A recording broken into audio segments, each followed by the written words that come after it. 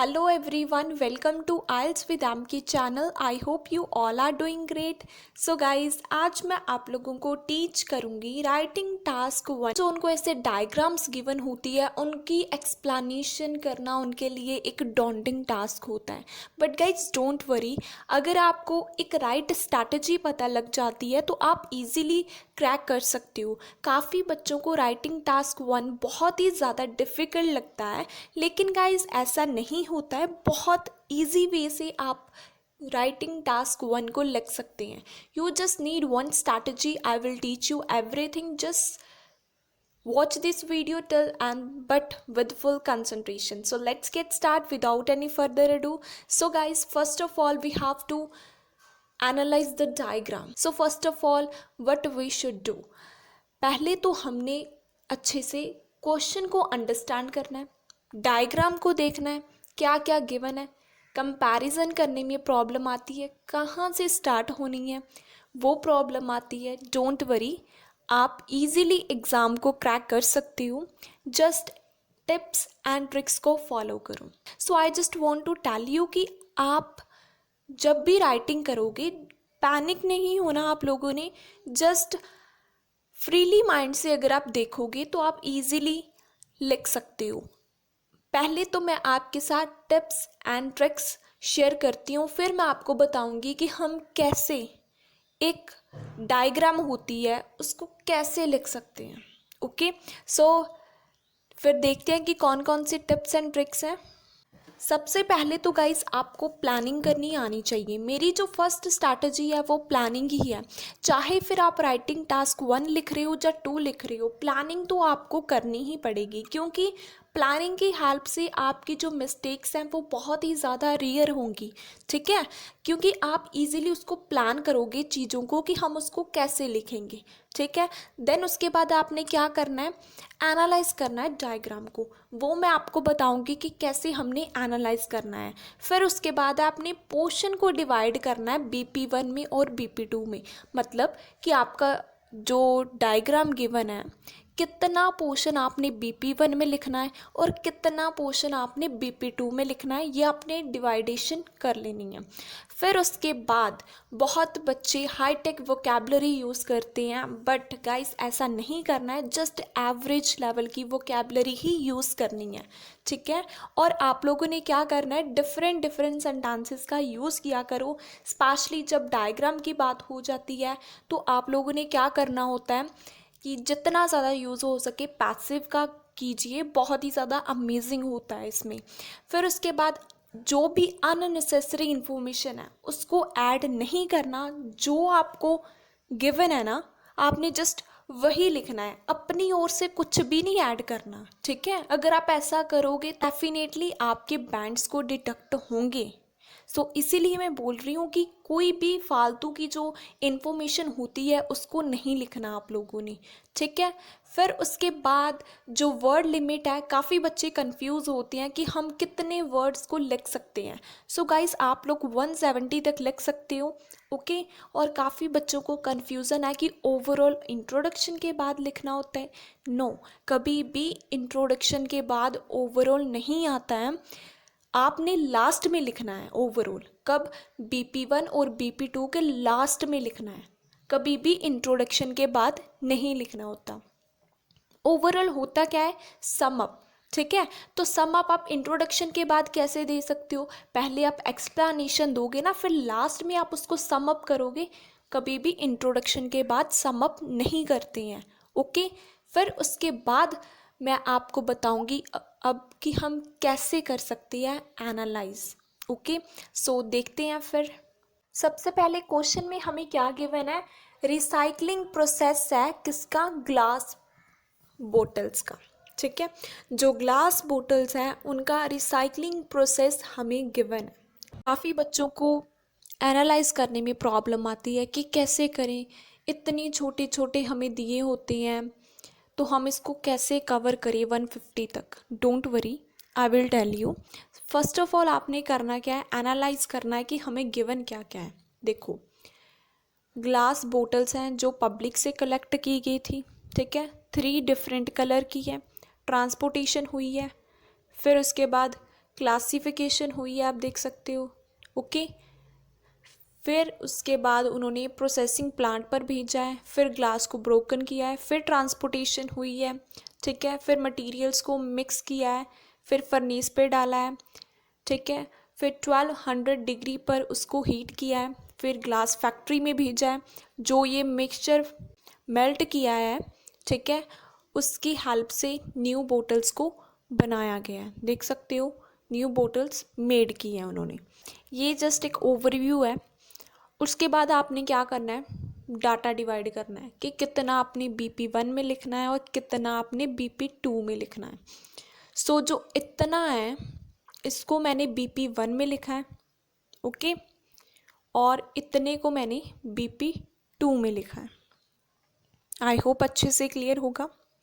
ये BP1 है, okay, ये BP2 है। आप अपने टेस्ट एंड प्रेफरेंस के अकॉर्डिंग लिख सकते हो। It is not obligation on you कि जो मैं लिख रही हूँ आपको वही लिखना है। No, it's just up to you. Okay, so अब हम फर्स्टली स्ट्रक्चर डिस्कस करते हैं। स्ट्रक्चर के बाद फिर मैं आपको सैम्पल आंसर बताती हूँ कि कैसे हम इसको एक्सप्लेन कर सकते हैं। ओके, सो देखते हैं फिर। स्ट्रक्चर क्लियर होना बहुत ही ज़्यादा इंडिस्पेंसिबल है, क्योंकि स्ट्रक्चर एक पैरामाउंट रोल प्ले करता है आपके बैंड स्कोर में। सो स्ट्रक्चर में सबसे पहले आती है हमारी introduction, then body paragraph 1, body paragraph 2 and last में ओवरऑल लिखना है। कभी भी इंट्रोडक्शन के बाद नहीं आएगा। ये बात आपने अच्छे से अपने माइंड में रखनी है। अब इंट्रोडक्शन की बात करते हैं। ये जो मैंने इंट्रोडक्शन लिखी है ये सिंपल है और ये जो है ये पैसिव वाली है। अब ये आपके ऊपर है कि आप सिंपल को चूज़ करना चाहते हो या फिर पैसिव को। जो लोग पैसिव लिखते हैं उनके बैंड्स को डेफिनेटली इम्प्रूव होते हैं। अब जिनकी रिक्वायरमेंट कम है वो सिंपल को प्रेफरेंस दे सकते हैं, और जिनकी रिक्वायरमेंट ज़्यादा है उनको तो पैसिव ही यूज़ करनी चाहिए according to my experience. So simple को मैंने कैसे लिखा, the diagram provides information about the process of recycling the bottles of glass। मैंने बोला कि जो डायग्राम है वो प्रोवाइड कर रहे हैं इंफॉर्मेशन किसके बारे में, जो प्रोसेस है रिसाइकलिंग का। किस चीज़ को रिसाइकल करने का, जो बोतल है ग्लास की। और जो पैसिव है उसमें मैंने क्या बोला कि जो इंफॉर्मेशन है about the process of recycling the bottle of glass is depicted by the rendered diagram।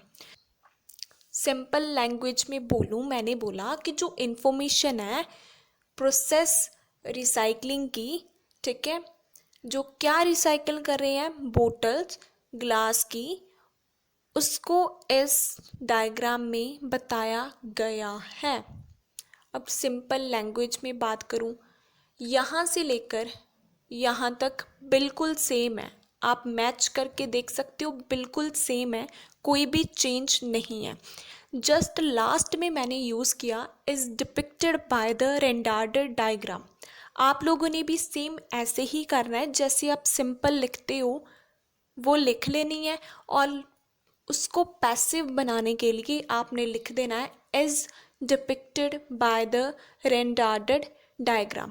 अगर आपको 2 डायग्राम्स गिवन होगी तो इसकी जगह आर आ जाएगा, बाकी सारा सेम रहेगा, उसमें कोई भी चेंज नहीं आएगा। ताकि ये जो डायग्राम है ये इंफॉर्मेशन दे रहा है जो बोतल ग्लास उन्होंने रिसाइकल की हुई हैं उनके बारे में इस डायग्राम में बताया गया है।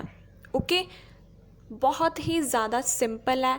आप अपने टेस्ट एंड प्रेफरेंस के अकॉर्डिंग देख सकते हो कि आपको सिंपल लिखनी है या फिर पैसिव वाली लिखनी है, ठीक है। इसमें जस्ट मैंने इसको काट दिया है इसको बनाने के लिए, बाकी सारी यहाँ तक सेम है। ओके, लास्ट में just is depicted by the rendered diagram आएगा। हमारी जो इंट्रोडक्शन है वो तो हो गई है, जिसमें हमने बता दिया कि ये जो डायग्राम है वो इन्फॉर्मेशन दे रहा है किसके बारे में, जो बोटल्स को रिसाइकल किया गया है, ठीक है। अब हम बॉडी पैराग्राफ 1 की बात करते हैं कि कैसे हम इसको लिख सकते हैं। तो मैंने बोला आफ्टर एनालाइजिंग, एनालाइज करने के बाद, ठीक है, it can be seen clearly that, ये हम क्लियरली देख सकते हैं in the initial step, initial होता है फर्स्ट स्टेप, फर्स्ट स्टेप में mainly 3 distinct sort of bottles are collected from the public. First step में क्या किया गया है, 3 डिफरेंट टाइप्स, डिस्टिंक्ट होता है, डिफरेंट सॉर्ट ऑफ होता है, टाइप्स की बोटल्स को कलेक्ट किया गया है, कहाँ से, पब्लिक से, ठीक है। 3 डिफरेंट कलर की बोटल्स को कलेक्ट किया है पब्लिक से। अब हम डायग्राम पे चलते हैं और देखते हैं कि यही बात थी वहाँ पर भी। आप लोग यहाँ पे देख सकते हो कि जो ग्लास की बोटल्स हैं उसको कलेक्ट किया गया है पब्लिक से। अब आप बोलोगे कि मैंने 3 कलर्स कहाँ से लिए हैं। आप यहाँ पे देख सकते हो हमें ग्रीन कलर की दी है, ब्राउन की, और एक बिल्कुल क्लियर है। मैंने बोला कि 3 कलर्स की क्या है, बोटल्स हैं जिसको कलेक्ट किया है पब्लिक से, ठीक है। यही स्टेप था फर्स्ट। अब देखो मैं ट्रांसपोर्टेशन को कैसे एक्सप्लेन करती हूँ। Then these all bottles are transported by taking assistance of car। मैंने क्या बोला, ये जो सभी बोटल्स हैं उसको क्या किया गया है, ट्रांसपोर्ट किया गया है, किसकी हेल्प से, कार की हेल्प से सभी बोटल्स को ट्रांसपोर्ट किया गया है। असिस्टेंस होती है हेल्प, ठीक है, कि कार की हेल्प से ट्रांसपोर्टेशन हुई है। आफ्टर दैट का कनेक्टर यूज़ किया मैंने।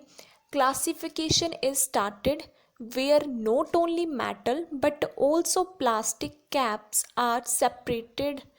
मैंने बोला फिर ट्रांसपोर्टेशन के बाद क्या हुआ, क्लासिफिकेशन स्टार्ट हुई, जहाँ पर अकेले मेटल्स नहीं बल्कि जो प्लास्टिक थी उनको सेपरेट किया गया। मीन्स जो मेटल थी उसको भी सेपरेट कर दिया गया और जो हमारी प्लास्टिक है उसको भी सेपरेट कर दिया गया, ठीक है।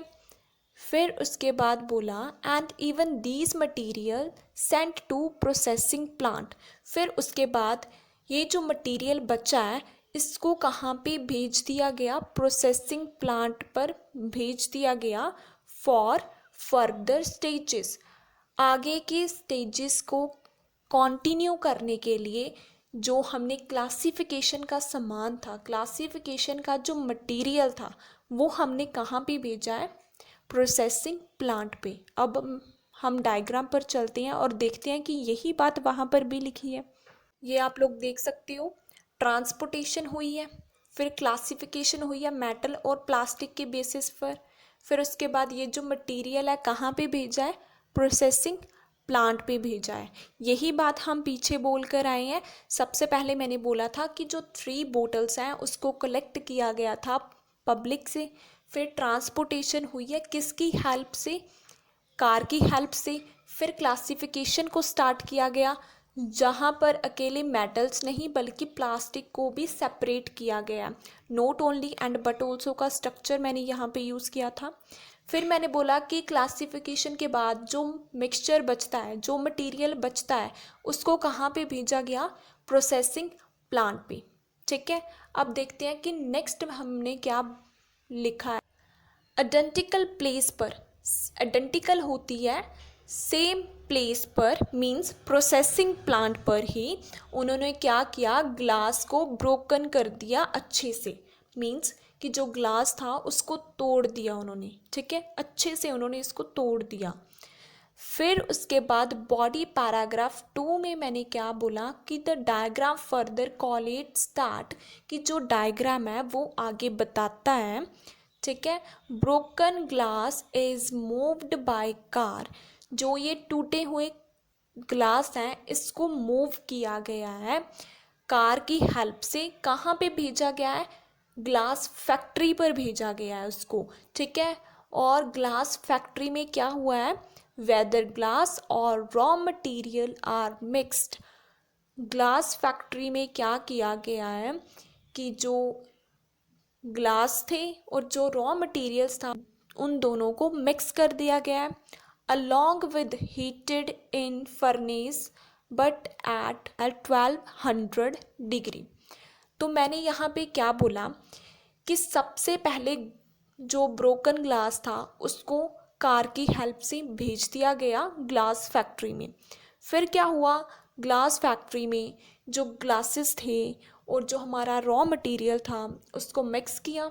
मिक्स करने के बाद फिर उसको हीट किया, ठीक है, उसको हीट दी कहाँ पे, फर्नेसेस पर, ठीक है। कितना टेम्परेचर कितना था, 1200 डिग्री का टेम्परेचर था, उसके ऊपर उसको हीट दी गई। किसको, जो ये हमने मिक्सचर रेडी किया था, किसका, ग्लासेस का और रॉ मटेरियल का।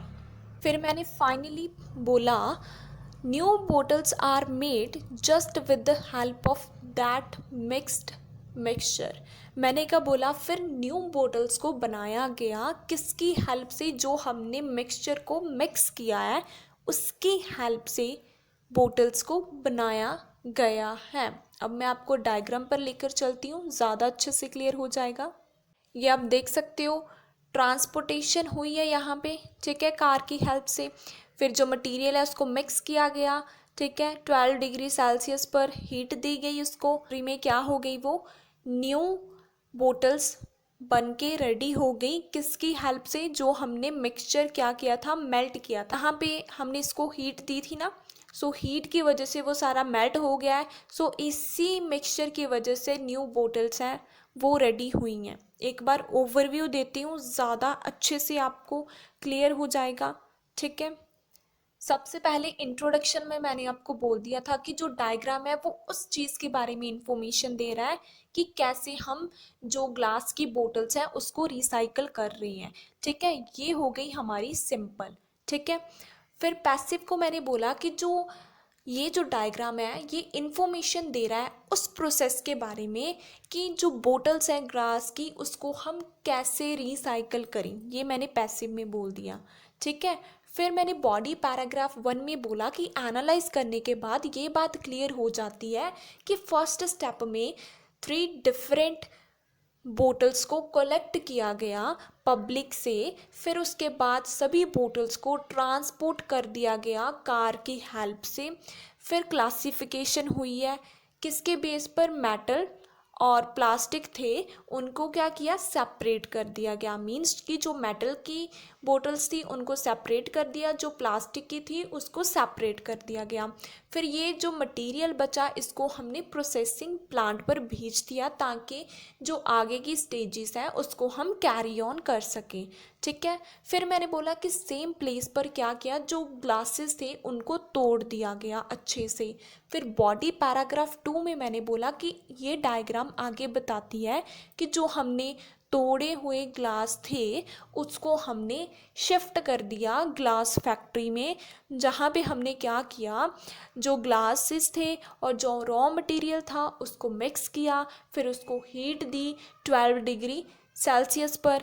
फिर उसके बाद न्यू जो बोटल्स हैं वो बन के रेडी हो गई किसकी हेल्प से, जो ये हमने यहाँ पे मिक्सचर बनाया था। ये था हमारा बॉडी पैराग्राफ 2। अब बचा ओवरऑल।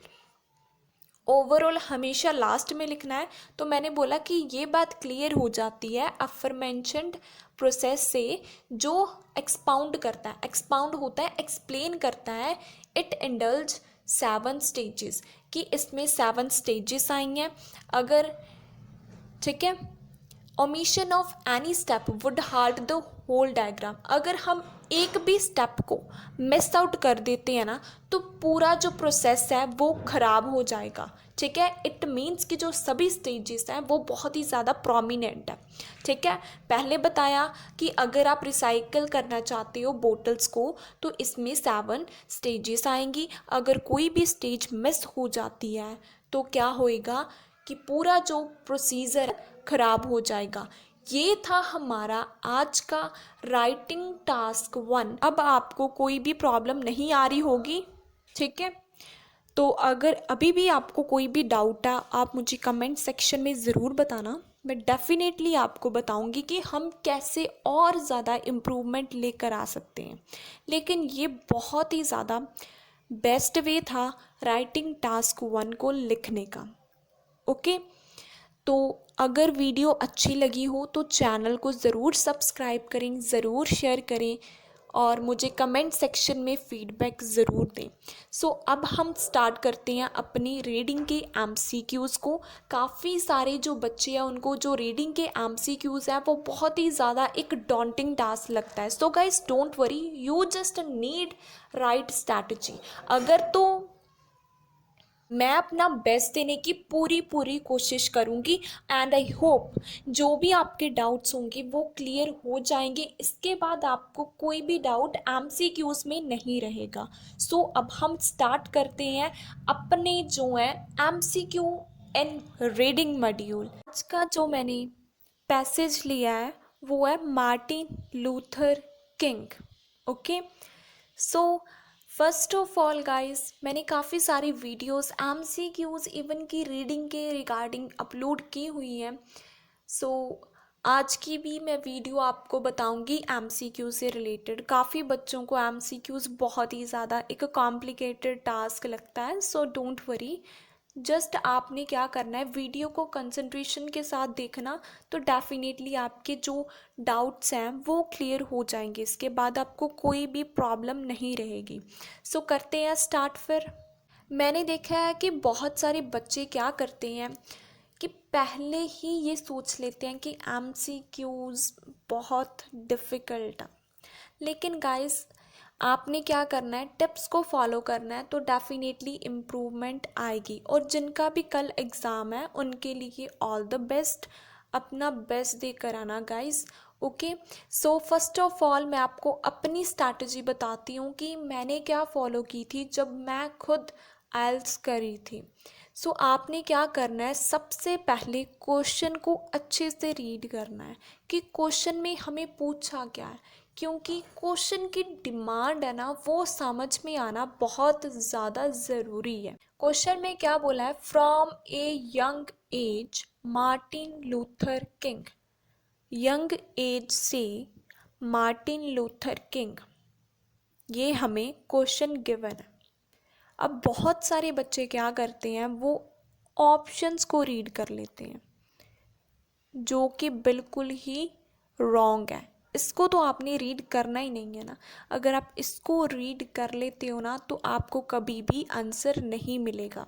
ओके, इसको नहीं रीड करना है, जस्ट क्वेश्चन को रीड करना है, कीवर्ड को मार्क करना है, देन लोकेशन पर जाना है with the help of keyword.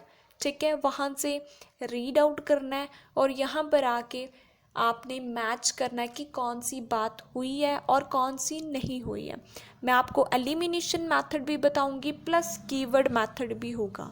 Okay, सो यहाँ से जो हमारा कीवर्ड है वो है यंग। ठीक है, तो अब हम लोकेशन पर चल देख सकते हो कि मुझे यंगर की बात यहाँ पे मिली है। यहाँ पे उन्होंने क्या बोला कि वो एक यंगर ब्रदर था। ठीक है, उन्होंने यहाँ से स्कूलिंग की है, 9th और 12th नहीं की है। ठीक है, फिर जब मार्टिन बोर्न हुआ था, he knew that black people and white people had different rights in certain parts of America.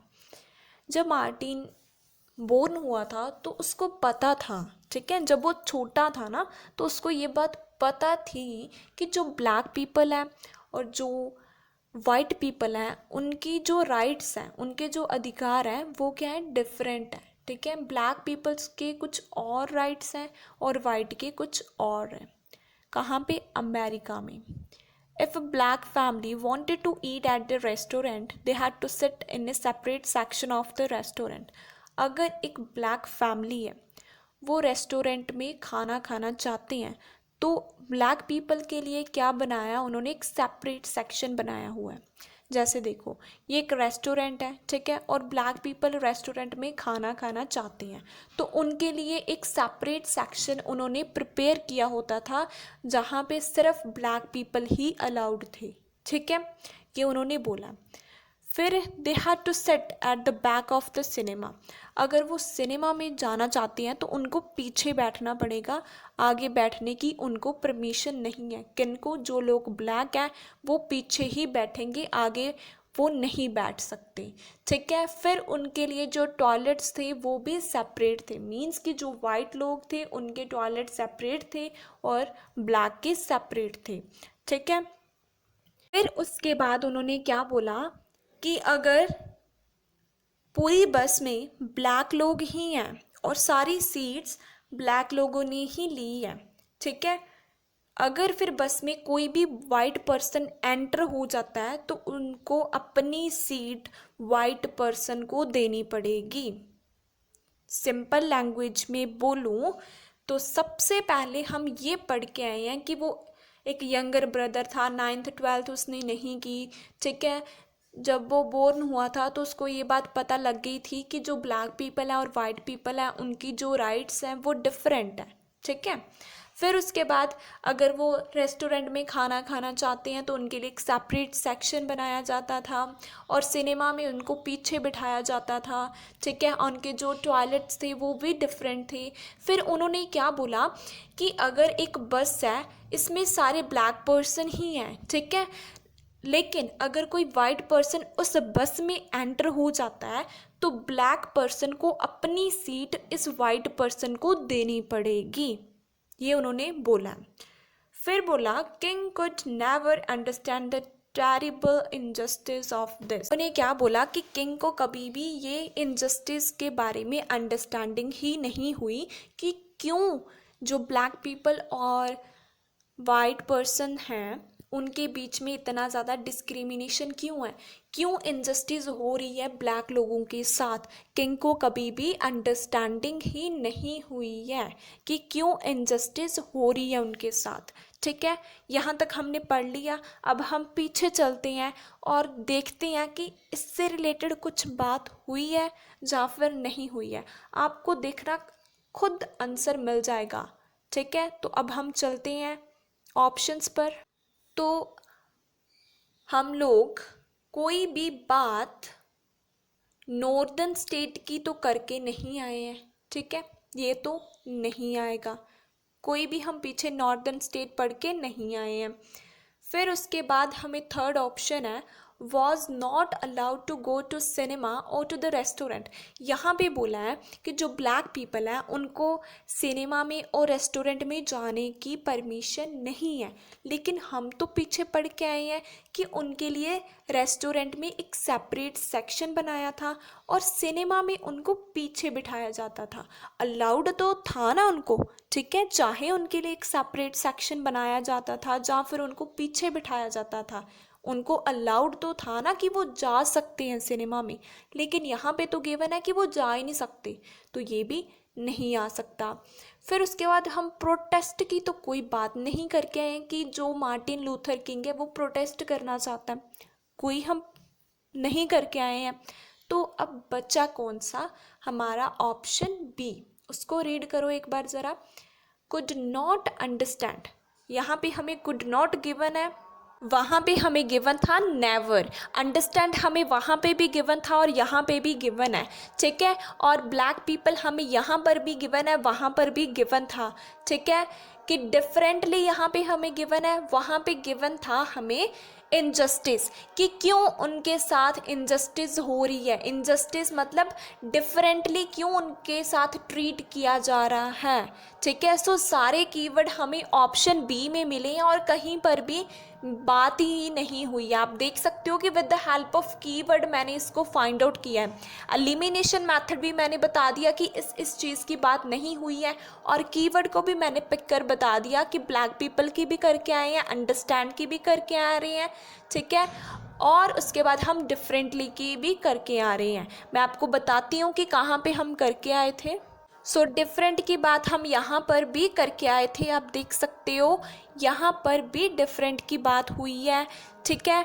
और हम पीछे क्या देख कर आए थे, अंडरस्टैंड की बात, कुड नेवर, वहाँ पे हमें गिवन था कुड नॉट और यहाँ पे है कुड नेवर। अंडरस्टैंड भी सेम मिल चुका है, इनजस्टिस भी हमें मिल चुका है कि उनको डिफरेंटली ट्रीट किया जाता था। इनजस्टिस होता है ना कि भेदभाव किया जाता है, अब जिसको डिफरेंटली ट्रीट किया जा रहा है इट मीन्स कि उसके साथ भेदभाव ही हो रहा है, ठीक है, जस्ट थोड़ी सी कॉमन सेंस यूज़ करना, डेफिनेटली आंसर आपको मिल जाएगा। सो आई होप आपको आंसर क्लियर होगा कि क्यों हमारा ऑप्शन बी ही आएगा। ओके, जो स्ट्रैटेजी हमने फर्स्ट क्वेश्चन को सॉल्व करने के लिए फॉलो की है, बस वही स्ट्रैटेजी हमने फॉलो करनी है रेस्ट ऑफ द क्वेश्चंस के लिए भी।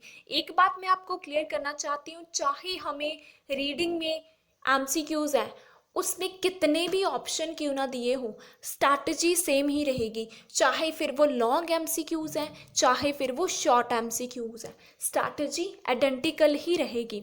सो सेकंड क्वेश्चन में हमें क्या बोला है, what initially made Martin Luther king famous.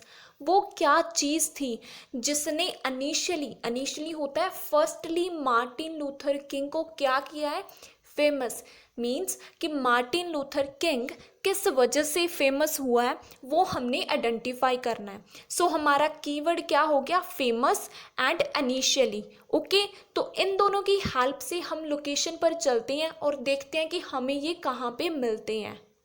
तो जब हम लोग यहाँ पर आए तो आप देख सकते हो कि इनिशियल की जगह मुझे क्या गिवन है, फर्स्ट, ठीक है, और फेमस की जगह मुझे गिवन है नेशनल रिनाउंड। ठीक है, मतलब वो नेशनल फेमस हो गया था, नेशनल लेवल पर वो फेमस हो गया था।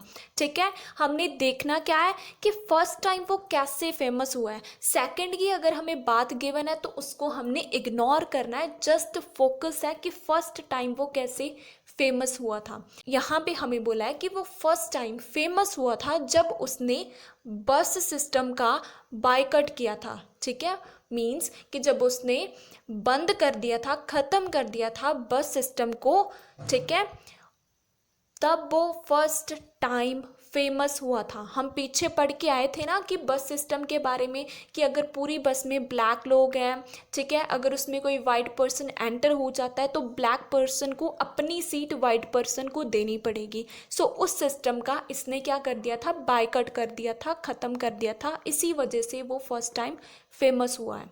ठीक है, सो अब हम देखते हैं कि ऑप्शंस में हमें कैसे आंसर मिलता है इसका। तो गाइस आप लोग यहाँ पे देख सकते हो कि रोज़ा पाक की तो हम बात नहीं करके आए हैं।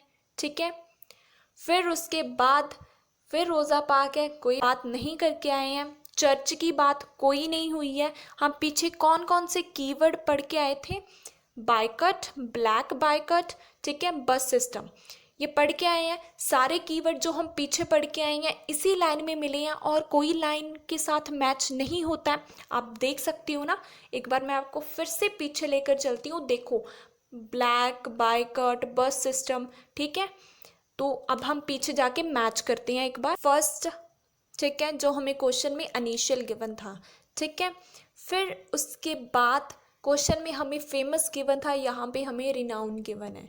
ठीक है, तो ऑप्शन में देखो हम ब्लैक की भी बात करके आए हैं, बायकॉट की भी बात करके आए हैं, बस सिस्टम की भी बात करके आए हैं। ये सारे कीवर्ड हमने यहाँ तक ही रीड किया था। मोस्ट ऑफ द कीवर्ड हमें कौन सी लाइन में मिले हैं, फर्स्ट ऑप्शन में मिले हैं। ठीक है, अब आप बोलोगे कि रोज़ा पाक की बात इसके बाद हुई है। आप यहाँ से रीड करो कि कहीं पर इसके साथ कोई बात फेमस की हुई है, कोई बात इसके साथ फर्स्ट की हुई है कि वो फर्स्ट टाइम रोज़ा पाक में हुआ था।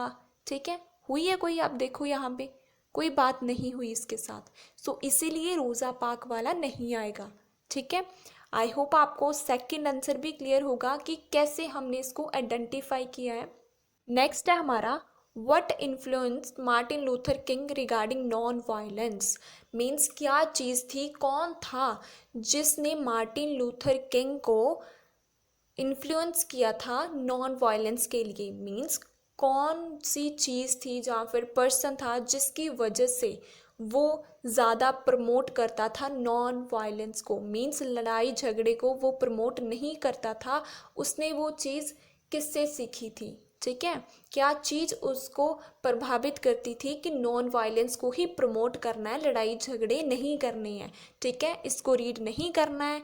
ठीक है, देखना क्या है, कीवर्ड नॉन वायलेंस। जहाँ पर हमें नॉन वायलेंस की बात मिल जाएगी हमारी लोकेशन होएगी। तो जब हम लोग यहाँ पर आए तो नॉन वायलेंस की बात देख सकते हो कि हमें यहाँ पे मिली है, ठीक है। सो देखते हैं कि किस चीज़ से वो इन्फ्लुएंस होता था। He advocate non violence direct action based on methods of Gandhi who led protest against the British rule in India.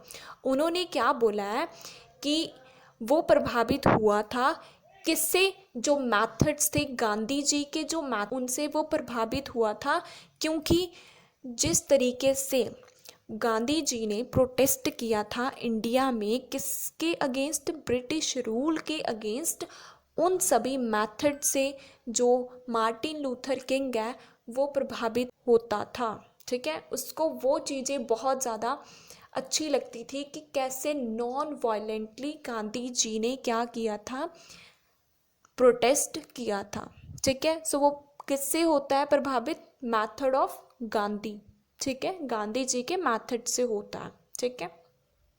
तो आप देख सकते हो इसकी कोई बात नहीं करके आए हैं कि वो 1947 से इन्फ्लुएंस हुआ था, ठीक है, इसकी भी कोई बात नहीं हुई, थर्ड की भी कोई बात नहीं हुई। अब फोर्थ को एक बार रीड करके देखो, the methods of Gandhi, direct ही हमें मिल गया जो हम पीछे पढ़ के आए थे, किससे वो प्रभावित हुआ था, मैथड्स ऑफ गांधी, जिन्होंने क्या किया था, प्रोटेस्ट किया था ब्रिटिश के अगेंस्ट, ठीक है। कहाँ पे किया था, इंडिया में किया था, लेकिन किस चीज़ से वो प्रभावित हुआ था, वो थे मैथड ऑफ गांधी। गांधी जी ने जो जो मैथड फॉलो किए थे प्रोटेस्ट करने के लिए इंडिया में, उनसे वो प्रभावित हुआ था। सो इसीलिए हमारा आंसर क्या आएगा, ऑप्शन डी। नेक्स्ट क्वेश्चन को रीड करते हैं। What did Martin Luther King fight for in 1965? क्या चीज़ थी जिसके लिए मार्टिन लूथर किंग ने फाइट की थी 1965 में?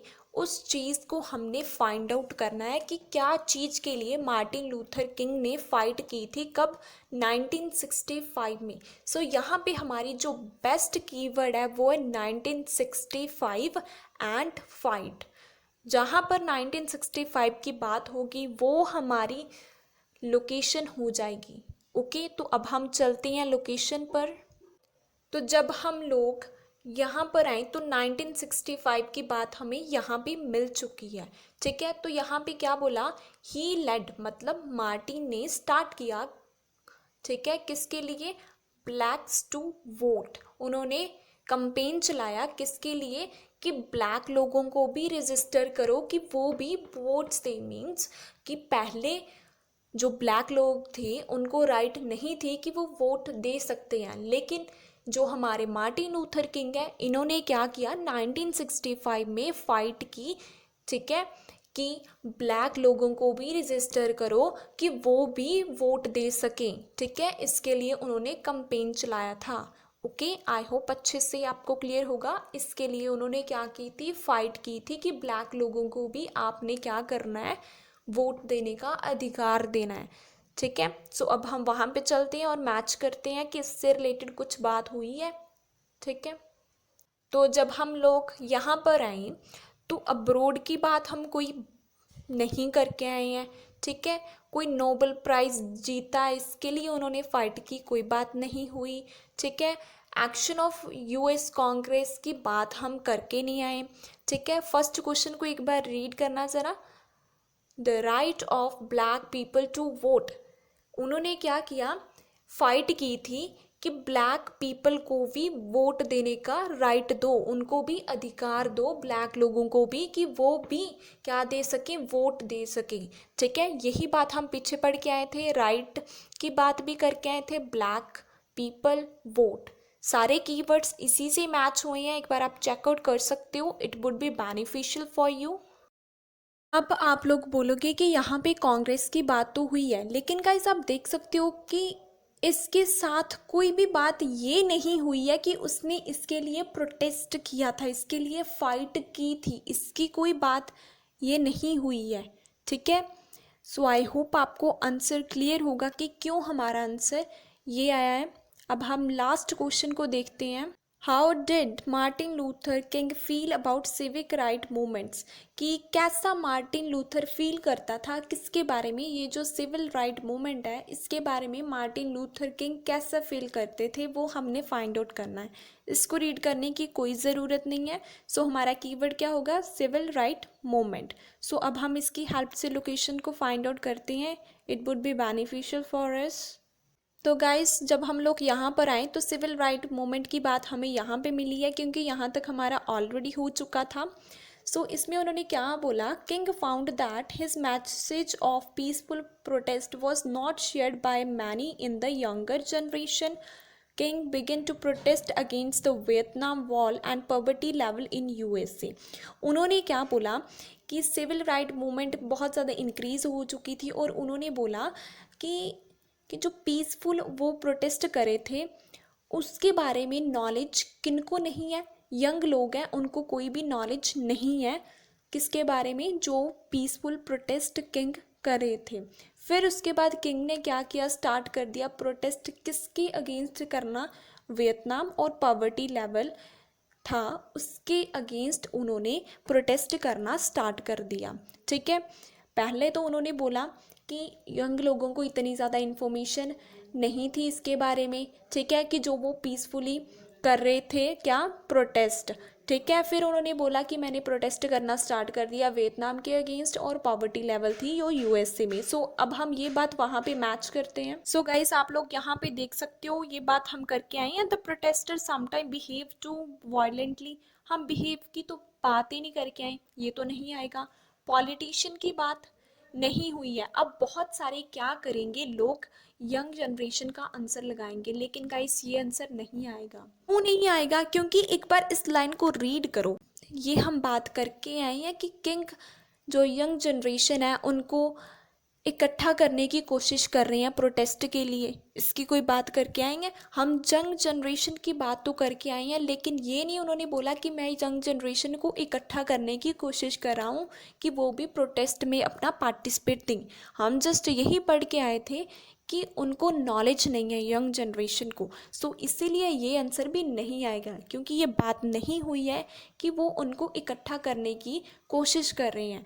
ठीक है, फर्स्ट को एक बार ज़रा रीड करके देखना क्या बोला है। फर्स्ट में हेल्पिंग की बात करके आए हैं, ठीक है, वॉर इन वियतनाम, वियतनाम की बात हुई है, वॉर की भी बात करके आए हैं, हेल्प की भी बात हुई है, वॉर की भी बात हुई है, वियतनाम की भी बात हुई है। इसीलिए हमारा आंसर क्या आएगा, ए।